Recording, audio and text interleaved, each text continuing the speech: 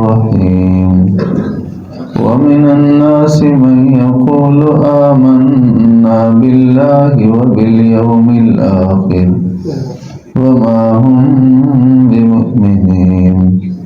يخادعون الله والذين آمنوا وما يخدعون إلا أنفسهم وما يشعرون ومن الناس بعض لوگ من یقول جو زبان سے کہتے ہیں آمنا باللہ ہم ایمان لا چکے ہیں اللہ پر اور بالیوم الآخر اور پچھلے دن پر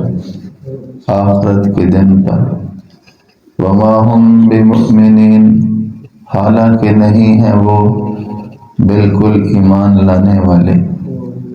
یخادعون اللہ دھوکہ دیتے ہیں اللہ تعالیٰ کو والذین آمنوا اور ان لوگوں کو جو ایمان لائے ہیں انہیں بھی دھوکہ دیتے ہیں وما یخدعون اور نہیں دھوکہ دیتے مگر اپنی جانوں کو وما یشعرون اور وہ شعور نہیں رکھتے تیسرے فریق کا ذکر ہے پہلا فریق متقین کا تھا ان کی صفات بتائی اور ان کا نتیجہ بتایا دوسرا فریق کافروں کا تھا ان کے بارے میں تذکرہ کیا اور ان کا نتیجہ اور حکم بتایا یہ تیسرا فریق ہے منافقین کا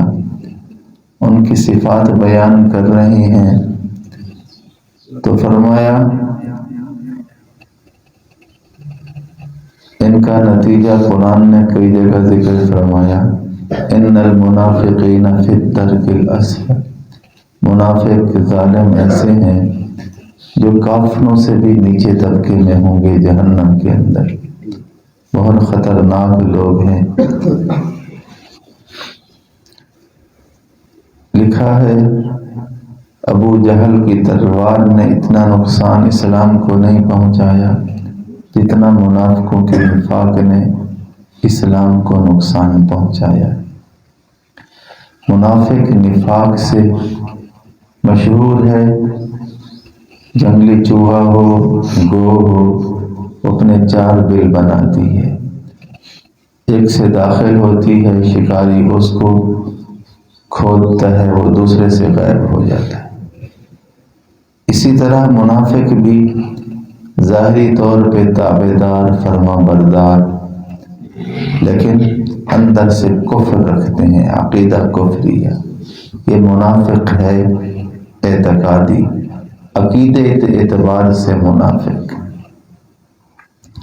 عقیدے کے اعتبار سے منافق اور یہ خطرناک لوگ ہیں دوسرا ہے منافق عملی عقیدہ تو صحیح ہے لیکن عمل الامان والحفیظ ذوالوجہین دو چہرے والا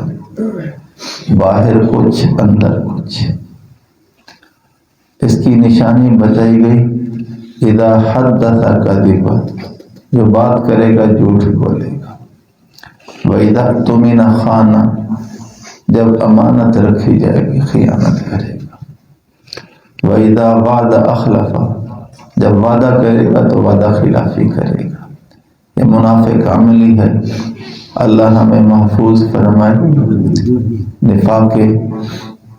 اعتقادی سے بھی اور نفاق عملی سے بھی اللہ حفاظت فرمائے اور ان آیات میں ایک تیسرا شبہ ہے اس کا بھی جواب دیا وہ ایک شبہ یہ تھا چلو کل کافر تو نہیں مانے لیکن قرآن نے منافقوں پہ کیوں نہیں اثر کیا منافق اٹھتے بیٹھتے بھی تمہارے ساتھ تھے رسول صلی اللہ علیہ وسلم کے زمانے کی بات ہے نمازیں بھی پڑھتے تھے فرما بردار بھی بظاہر بنے ہوئے تھے اللہ کے نام پہ خرچ بھی دیتے تھے لیکن قرآن نے ان پہ کیوں اثر نہ کیا تو علماء نے لکھا ہے کہ ان کی مثال نالائق شاگردوں کی ہے مدرسے میں کسی جگہ بھی داخل ہونے والے طلباء دو شکل کے ہوتے ہیں ایک ہوتے ہیں لائق، ایک ہوتے ہیں نالائق۔ نالائق کون سے ہیں؟ داخلہ بھی لے لیتے ہیں، کلاس میں بھی بیٹھتے ہیں، سبق بھی پڑھتے ہیں، فائدہ نہیں اٹھاتے۔ یہ منافق بھی کلمہ بھی بظاہر پڑھ لیا، نماز بھی پیارے پیغمبر کے پیچھے کھڑے ہو کے پڑھ لی، قرآن سن بھی لیا، لیکن اس سے نفع حاصل نہ کیا۔ باہر کہ اللہ تعالیٰ سے دعا ہے ہمیں ہر طرح کے نفاق سے محفوظ رکھے۔ اور وہ دھوکہ کس کو دیتے ہیں؟ اللہ کو اور اس کے ایمان والوں کو۔ اللہ نے فرمایا اس دھوکے کا نقصان انہی کو ہے، لیکن انہیں فہم نہیں ہے۔ اگر انہیں عقل